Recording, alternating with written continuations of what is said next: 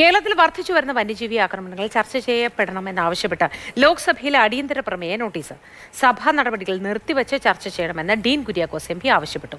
സംസ്ഥാനം ആവശ്യപ്പെട്ട 620 കോടി രൂപ നൽകുവാൻ വേണ്ട നടപടികൾ ആരംഭിക്കണം എന്നും എം പി. അർജുൻ പീതാംബരന്റെ വിശദാംശങ്ങളുമായി ചേരുന്നുണ്ട്. അർജുൻ, മനുഷ്യ വന്യജീവി സംഘർഷങ്ങൾ വളരെ കൂടുതലാണ് സംസ്ഥാനങ്ങളിൽ. ഇപ്പോൾ പല സംസ്ഥാനങ്ങളെ അപേക്ഷിച്ച് കേരളത്തിൽ വളരെ കൂടുതലാണ്. ഈ സാഹചര്യത്തിൽ ഇത് വളരെ ചർച്ച ചെയ്യപ്പെടുകയും പ്രതിഷേധങ്ങൾ ഉണ്ടാവുകയും ചെയ്യുന്ന സാഹചര്യത്തിലാണ് കേന്ദ്രത്തിന്റെ ഇടപെടൽ ഇപ്പോൾ ആവശ്യപ്പെടുന്നത്. വിശദാംശങ്ങൾ എന്താണ്?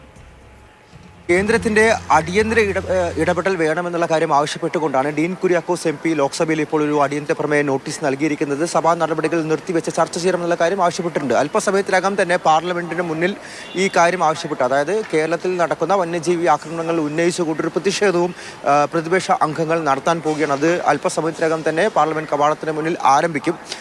ഈ ആളുകളെ പുനരധിവസിപ്പിക്കാനും അതുപോലെ തന്നെ കൂടുതൽ സുരക്ഷ ഉറപ്പാക്കാനും വേണ്ടി കേരളം ഒരു 620 കോടി രൂപയുടെ പാക്കേജ് കേന്ദ്രത്തിനോട് ആവശ്യപ്പെട്ടിരുന്നു. പക്ഷേ നിലവിലുള്ള ഈ 2020 ഈ നടപ്പ് സാമ്പത്തിക വർഷത്തെ കേരളം സമർപ്പിച്ച സ്കീം അനുസരിച്ച് 11 കോടി രൂപ മാത്രമായിരുന്നു അനുവദിച്ചിരുന്നത്.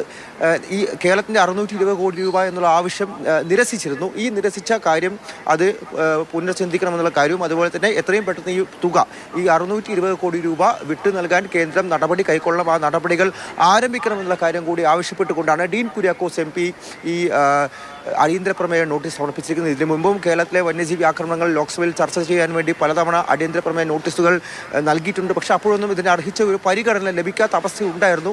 അതുകൂടി പരിഗണിച്ചാണ് അല്പസമയത്തിനകം പ്രതിപക്ഷാംഗങ്ങൾ പാർലമെന്റ് കവാടത്തിന് മുന്നിൽ ഒരു പ്രതിഷേധ പരിപാടി കൂടി എന്തായാലും ഇപ്പോൾ നടത്താൻ വേണ്ടി ഉദ്ദേശിച്ചിരിക്കുന്നത്. കേരളം ആവശ്യപ്പെട്ടിരിക്കുന്ന പണം നൽകുക, ഒപ്പം തന്നെ കേരളം അടിയന്തരമായി ഈ കാര്യത്തിൽ ഇടപെടണം എന്നുള്ള കാര്യം കൂടിയാണ് ഇപ്പോൾ ഡീൻ കുര്യാക്കോസ് എം പി അടിയന്തര പ്രമേയ നോട്ടീസായി നൽകിയിരിക്കുന്നത്.